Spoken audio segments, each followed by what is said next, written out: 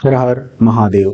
साथियों, चलिए आज पहलगांव के कुछ जो निष्कर्ष हैं, पहलगांव में जो आतंकी हमला हुआ उसमें जो कुछ निष्कर्ष निकल के आ रहा है सामने, वह सामने निष्कर्ष यह है कि आज हम लोग किस नदी सिंधु जल समझौते के यानी सिंधु वाटर ट्रीटी के बारे में आज कुछ समझेंगे और सीखेंगे कि क्यों ऐसा किया जा रहा है और क्या इसके लाभ हैं और क्या इसके जो जिस समय इस संधि को लागू किया गया था उस समय क्या वाद विवाद थे, उन सारों को देखेंगे।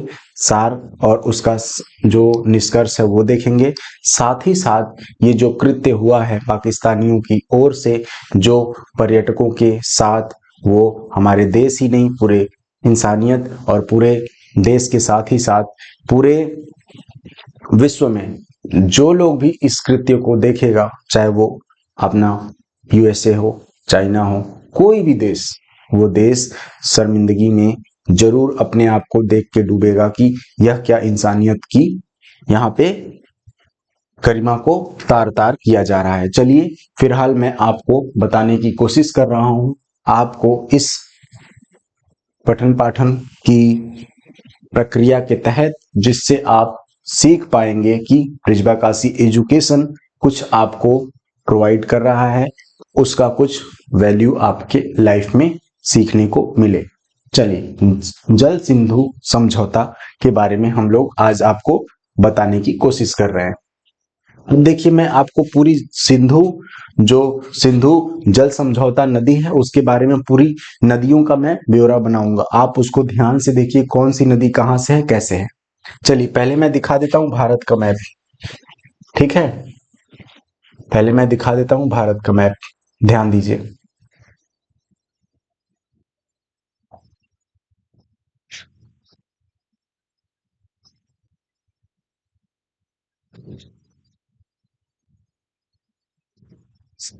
दिख रहा है इसमें?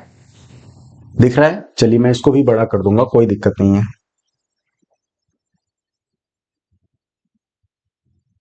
ठीक है, मैं इसको भी बड़ा कर देता हूँ, अभी कर देता हूँ ताकि आपको दिक्कत ना हो।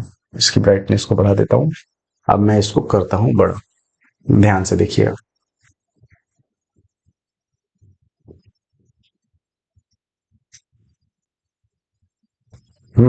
चलिए देखिए, दिख रहा है? दिख रहा है? मैं इसको बड़ा करने जा रहा हूँ। चलिए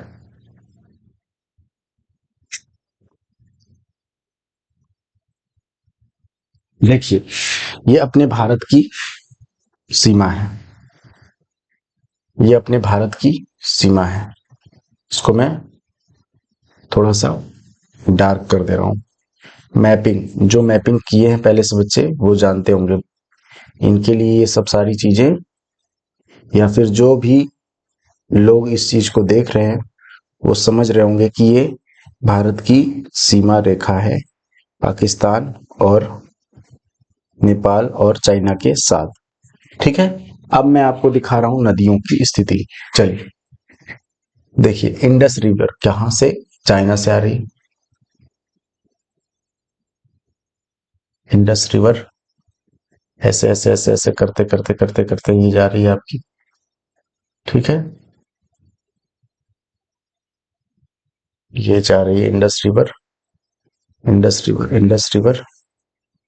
ध्यान से समझिएगा, बहुत ही आराम से समझा रहा हूँ और थोड़ा टाइम तो लगेगा, लेकिन इसमें कुछ ना कुछ चीजें आपको जरूर सीखने के लिए मिलेंगी। ठीक है, चलिए ये देखिए हमारी कौन सी नदी है, ये हमारी जो नदी है इंडस, इंडस, इंडस रिवर। ठीक है, आप चलिए देखिए चेनाब नदी कौन आते हैं।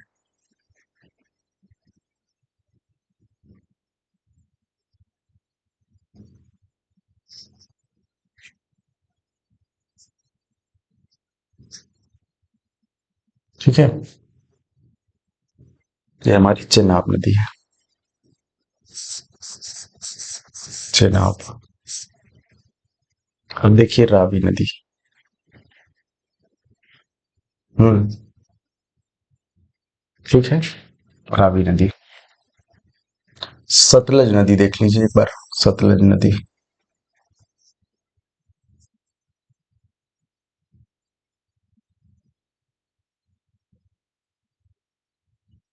ठीक है, हमारी सतलज नदी है।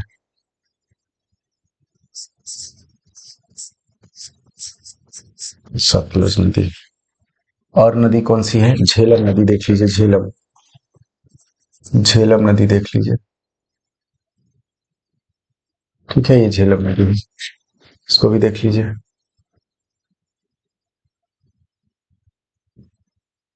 ये झेलम नदी है। ठीक है, आपका ये हो गया झेलम, चेनाब, रावी। रावी ये है, रावी नदी ये है। तीन नदियां इधर हो गई जो पाकिस्तान के एरिया में हो गई, और तीन नदियां जो इधर हैं वो इंडिया के फेवर में है। ठीक है, तो चलिए देखिए, ये आपका है पाकिस्तान, ये आपका है अफगानिस्तान, ये आपका है इंडिया, और ये आपका नेपाल। ठीक है, अब ध्यान से देखिए, इस मैप को देख लीजिए आप, ये पूरा मैप है। ठीक, और इसको यहाँ पे, ये आप यहाँ से भी देख सकते हैं सेम चीजें, ऐसे भी यहाँ से आप देख सकते हैं। ठीक है, ये सारी चीजें हैं। ये देखिए जो मैंने ये बनाया है, ये जो है ये भारत का जो मैप का बाहरी एरिया है, वो यहाँ से यहाँ ऐसे ऐसे जो दिख रहा है, ये पूरे भारत की एरिया की बाउंड्री है। ठीक है, अब यहीं से नदियां, आपकी पहाड़ी क्षेत्र है पूरा, तो यहीं से नदियां ऐसे ऐसे जाती हैं, और ये भारत का जो जो क्षेत्र पाकिस्तान के कब्जे में आ चुका है अभी फिलहाल में। ठीक है, चलिए आगे बढ़ते हैं। अभी अगर आपको कुछ भी ना समझ में आए तो एक बार आप पूछ सकते हैं। ठीक है, ठीक है, नेक्स्ट पेज पे चलते हैं। देखिए, सिंधु जल समझौता क्या है, इसके बारे में बात करते हैं। सिंधु जल समझौता क्या है, इसके बारे में बात कर लेते हैं। ब्राइटनेस थोड़ा कम कर देते हैं, बहुत ज्यादा ब्राइटनेस हो गया है। ठीक, चलिए, तो सिंधु जल संधि क्या है? नदियों के जल के वितरण के लिए भारत और पाकिस्तान भारत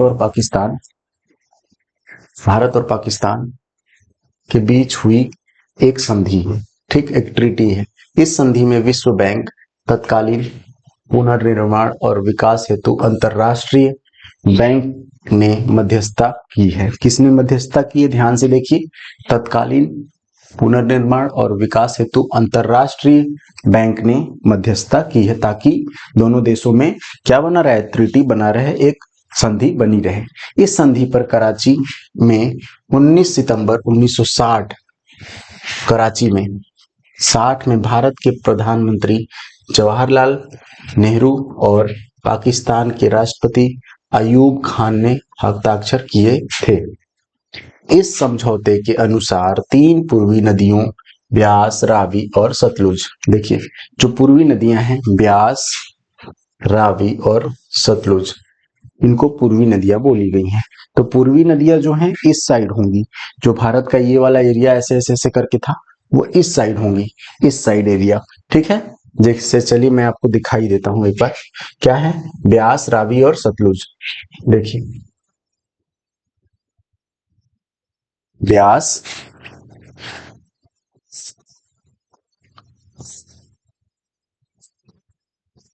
ब्यास, रावी और सतलुज, ये पूर्वी है। ठीक है, पूर्वी, पूरब की तरफ। देखिए मैं आपको मैप दिखा रहा हूं बना के, ये देखिए NE, तो ये पूर्व हो गया, ये उत्तर हो गया। ठीक है, पूरब के पश्चिम इधर हो जाएगा, पश्चिम, और ये आपका उत्तर है तो दक्षिणी हो जाएगा। समझिए बात को। देखिए, तो यहाँ पे भी जब अगर ऐसे खींचा जाएगा ऐसे लाइन, तो ये हमारी क्या होंगी? मैं आपको दिखा देता हूँ इधर अच्छे से, थोड़ा सा ध्यान से देखिए, एक एक चीज को समझते हुए आगे बढ़ते हैं। ये मैपिंग की चीजें इतनी आसान होती है, अगर आप मन में बसा ले इसको एक बार, तो एक जल्दी भूलने वाली नहीं है। ठीक है, चलिए मैं दिखा रहा हूं, ये EAST दिख रहा है ना, पूर्व। राइटिंग तो कुछ खास है नहीं मेरी, फिर भी मैं बता रहा हूं। ये पूर्व हो गया तो ये जाहिर सी बात है पश्चिम होगा, पश्चिम। ठीक है, पश्चिम होगा। और ये आपका उत्तर, उत्तर NORTH, नॉर्थ। ठीक है, ईस्ट, वेस्ट, नॉर्थ, साउथ, ये आपका होगा SOUTH, साउथ, दक्षिण। ध्यान से देखिएगा। ठीक है, चलिए अब ये देख लीजिए, ब्यास, रावी और सतलुज ये आपकी पूर्व, पूर्वी मतलब भारत में है। ठीक है, भारत की नदियां। अब आगे बढ़ते हैं, चलिए क्लियर कर दिया मैंने, आगे बढ़ते हैं। देखिए भाई यहाँ पे कहा गया है, क्या कहा गया है, ब्यास, ब्यास, रावी, सतलुज ये क्या है, पूर्वी नदियां हैं, का नियंत्रण भारत को, देखिए लिखा गया भारत को दिया गया, तथा 3 पश्चिमी नदियों जैसे सिंधु, चिनाब और झेलम। अब आइए पीछे फिर आके देख लेते हैं, सिंधु, चिनाब और झेलम, सिंधु, चिनाब और झेलम। देखिए चिनाब,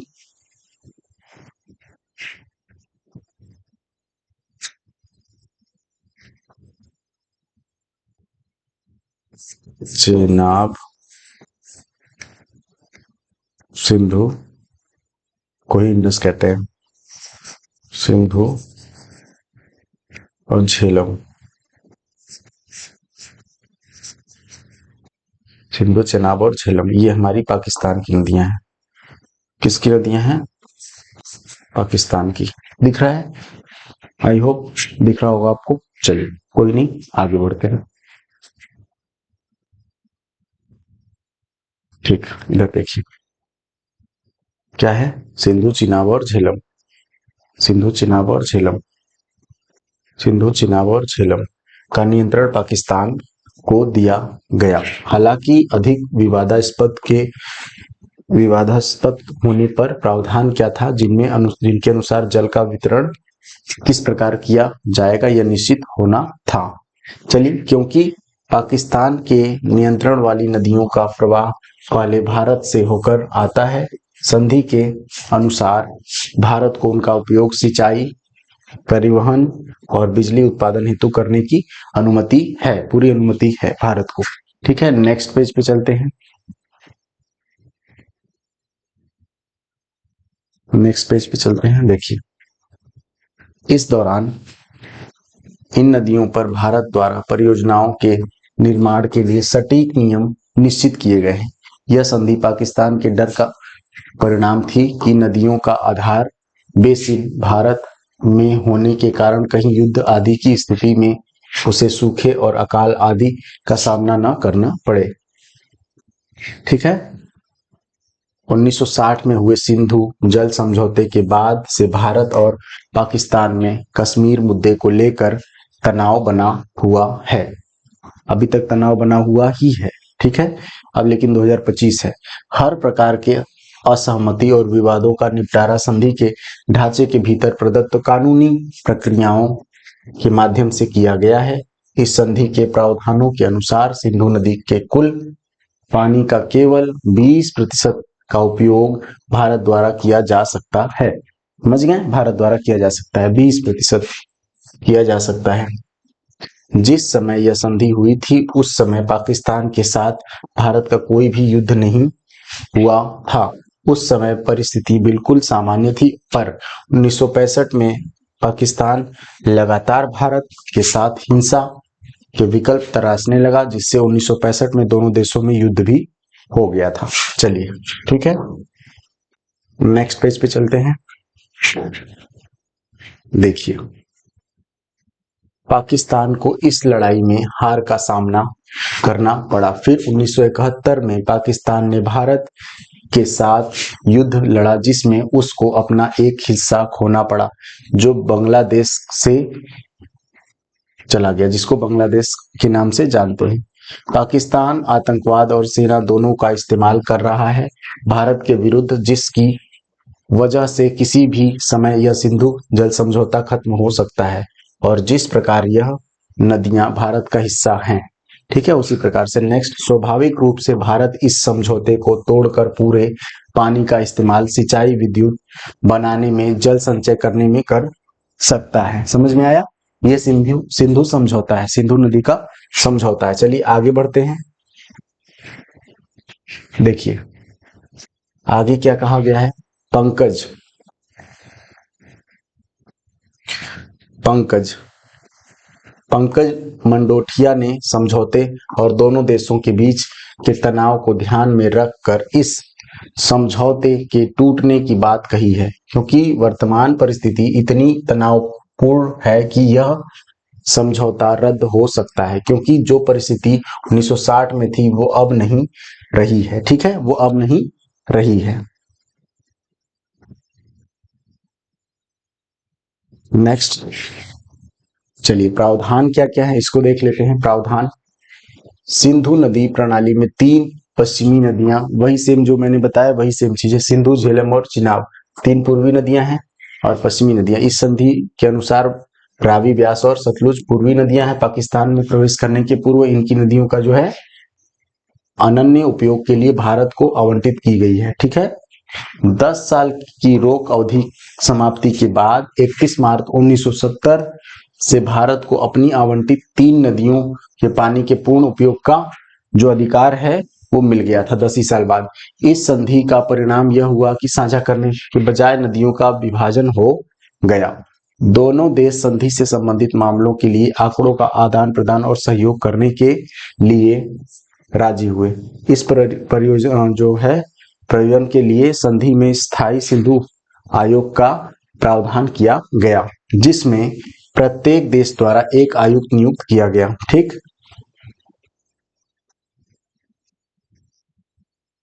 चलिए आगे देखिए।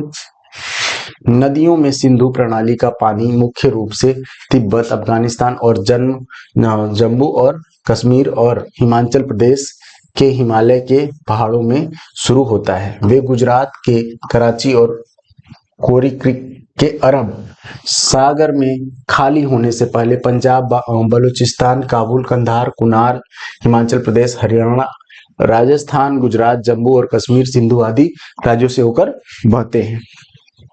चलिए ध्यान से देख लीजिएगा, इसको नोट कर लीजिएगा। ठीक है, संविधान के प्रावधान क्या क्या है, संविधान के प्रावधान भी देख लीजिएगा, ज्यादा कुछ है नहीं इसमें। ठीक है, आदान प्रदान ही वही है, वही, इसमें और कुछ है नहीं। आगे देखिए, आगे देखिए संधि के पुनर्विचार क्या क्या है। संधि के पुनर्विचार क्या क्या है।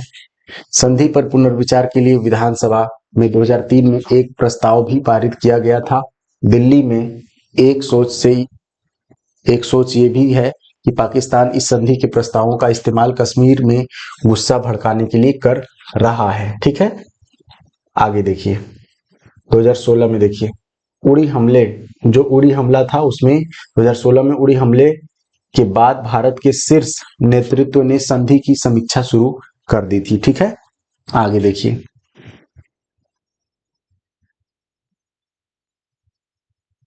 ये ब्रिजबा काशी का चैनल है, जैसा कि मैंने आपको बताया ही है पहले से, बहुत बार आप जानते भी हैं। ठीक है, ये हमारी सोसाइटी है, एनजीओ है, जिसके थ्रू हम लोग काम करते हैं। अभी तो सीएम के ऊपर काम कर रहे हैं, सीएम 5 लाख योजना के ऊपर काम कर रहे हैं, पीएम विश्वकर्मा पे काम कर रहे हैं, ओडीओपी 1 डिस्ट्रिक्ट 1 प्रोडक्ट पे काम कर रहे हैं। वैसे बहुत सारी स्कीम पे काम कर रहे हैं हमारी संस्था, ये वाली एनजीओ जो है। बाकी एजुकेशन चैनल, एजुकेशन से मैं कुछ न कुछ आपको टाइम निकाल के पढ़ाने और बताने की कोशिश करता ही रहता हूँ। तो चलिए अगले वीडियो में मिलते हैं, तब तक के लिए जय हिंद, जय भारत।